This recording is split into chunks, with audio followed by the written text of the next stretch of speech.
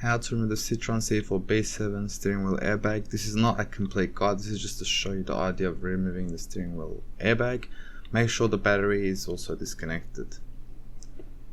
On the side of the steering wheel there is this section here which is normally closed, but you'll need to open it, and it's very easy to poke a hole through that section. And this is on both sides of the steering wheel, and you'll need to do this simultaneously.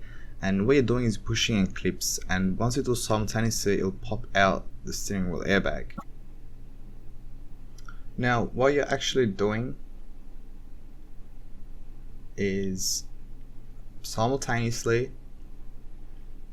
from that side and the other side, these middle sections here, you need to push them in like this. That's what you're doing. And then when you do this both sides, it'll pop out the steering wheel airbag.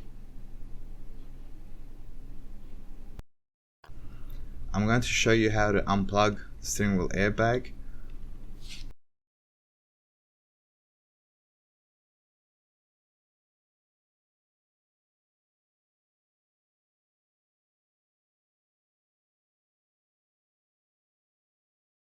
But for now, this is how you unplug these plugs.